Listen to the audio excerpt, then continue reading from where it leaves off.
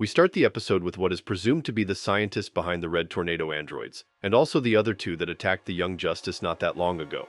He fixes up Red Tornado and the other androids, while expressing gratitude that they came back home to the lab. Meanwhile, back at the Young Justice cave, the team is practicing with Black Canary and Captain Marvel, while Kid Flash watches them from the comfort of his chair, because he is still recovering from the fight with the Injustice League. Zatara then makes a surprise visit and introduces his young daughter, Zatanna, to the Young Justice team. They all get excited at the prospect of having a new member join the team, but Zatara says that it is strictly a visit for now. This gets the Young Justice team infuriated as they argue amongst themselves using telepathy about whether the Justice League is still putting them on probation regarding any info about Red Tornado. They voice their anger to Zatara and Black Canary, to which both of them respond by stating that the Justice League is putting their full effort into finding Red Tornado and the androids once again, while the Young Justice team is prohibited from joining the search.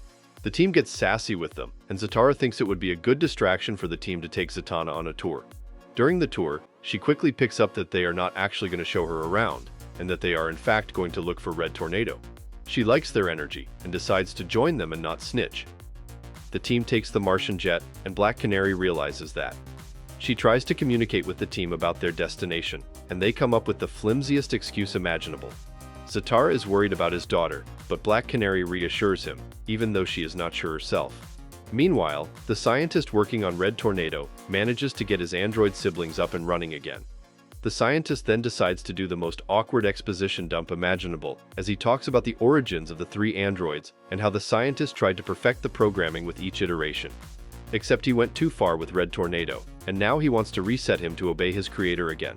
The Young Justice team visits a criminal back at the Belle Reve prison, trying to interrogate him and get him to confess about the scientist's location. He decides to be stubborn, however, even after Miss Martian threatens telepathy. Zatanna then steps in and chants some magical spell, resulting in the criminal spilling the beans about everything he knows, and shocking her teammates alongside Hugo Strange, who is watching through the cameras.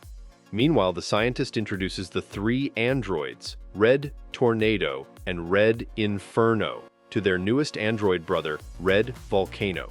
He is proud of his work, because with the knowledge from Red Tornado, Red Volcano is going to be the android that transcends his state and just kills the Justice League without any obstacles. He activates the robot, and it uses the logic the scientist instilled in it to kill him. We see how the scientist happens to be an android himself, before Red Volcano stomps him to death. While this is happening, the Young Justice team has a small talk on their way to the scientist's location. They question Zatanna about her power, and Robin flirts with her. Superboy, on the other hand, gets so angry that he can't wait to beat Red Tornado. But Aqualad reminds him that they should give him a chance to prove he is more than the weapon he was created to be, which reminds Superboy of himself, and thus he shuts up for now. Red Volcano immediately assumes leadership and begins to talk to the other androids about the plan to activate Yellowstone Volcano and destroy the planet so that it is only inhabited by red androids. The criminal from the Belle Reve prison sends a message to the scientist, thinking he is still alive. He tells him about the Young Justice team, as Red Volcano imitates the Skyadict's voice to fool him. The Young Justice team lands near the lab. Red Volcano sees them and orders Red Tornado to go and kill the kids. So, he does just that and attacks them without question.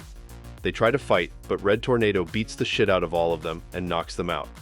Red Volcano then joins the fight and reveals that Red Tornado actually wrote a message for the young team to play dead while he pretends he is beating them up. He tries to attack Red Tornado, but the team wakes up and attacks him, giving Red Tornado space to presumably escape. The team struggles to face Red Volcano. They only get an edge with Zatanna, because he doesn't know her moves yet. Meanwhile, Red Tornado returns to the lab and tries to convince his android siblings to help him take down Red Volcano. They agree, and then join the Young Justice to fight Red Volcano. All three androids manage to kill Red Volcano, but Red Torpedo and Red Inferno end up sacrificing themselves. Red Tornado does one more heroic act by calming down the volcano.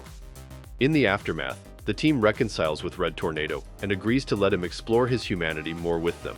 And the first human thing he does is go back to the actual old and battered body of the scientist and start taking care of him in his old age.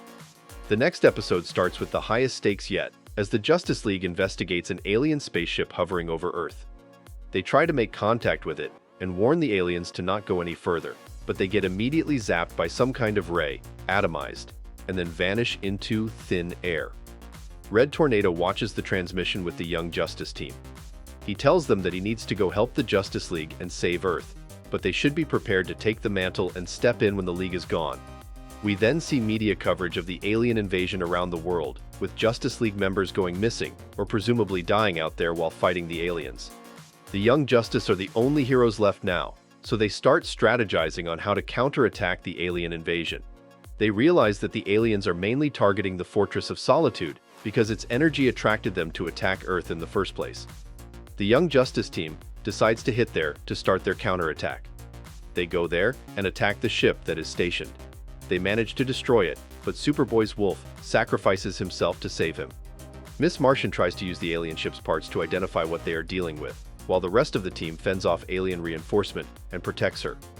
Artemis gets caught in the fire and vanishes into thin air right in front of them. The team gets back on the jet and escapes. Everyone is frustrated and mourning the loss of Artemis. Aqualad decides to go back to the Hall of Justice to show the world that there are still heroes defending them. The team goes back to the Hall of Justice and helps the US Navy defend against some aliens before telling them their plan of salvaging their weapons and fighting back. The team investigates the Justice Hall and finds the Martian there unconscious, but seemingly not scratched, even though they saw him disintegrating with the League. They question him, but he doesn't remember how he got there or how he survived. Kid Flash realizes that maybe the alien beams don't disintegrate, but merely teleports. The aliens ambush them again, but the Martian takes them to the secret Justice League base. Aqualad sacrifices himself to ensure their safe travel. Robin assumes control and creates a plan where Superboy acts as a distraction and brings the aliens out in full force. The team creates a message to broadcast for all the young heroes and all the humans around the world to join their cause and save the world. They start deploying with Superboy, creating the distraction as the Young Justice team infiltrates the alien ship. Miss Martian senses Superboy being hit with the beam, but the team reassures her that they will find him alongside everyone else. The Martian gets his head cleared and breaks the devastating news that the alien beam was in fact disintegrating heroes, and that their mission is without purpose. Kid Flash has a meltdown, thinking they are still alive somewhere, but Robin tells him that his scans of the ship reveal no Justice League life force. But still, their mission is not useless because they still need to get rid of the alien invasion. They move forward and reach the power core. Robin leaves some explosives near the core to blow it up and stop the alien invasion. They escape and see the whole thing blow up. But suddenly, another huge alien ship descends. Miss Martian tells the Martian that they need to escape now, but the Martian thinks they should end this now, as he punches a hole in his niece. Miss Martian wakes up and Batman explains, alongside the Martian, how this was a practice scenario for when shit hits the fan. They all knew that beforehand, and they all knew that there was no way to win. But the death of Artemis affected the subconscious of Miss Martian, and she forced everyone to forget. The only way to stop this, before they all slipped into a permanent coma, was for the Martian to enter the mind simulation and stop Miss Martian himself. The Martian then expresses to Batman how powerful his niece was in private, as the Young Justice team copes with the recent knowledge. Not a lot to say except, wow. These were two of the coolest episodes, with the mind simulation one being the best one I have seen yet. I would love for the future episode to maintain this consistency, and only then will I understand the hype around the show. This brings us to the end of today's video. Don't forget to leave a like and subscribe to our channel to get more videos like this one. Your support helps us grow.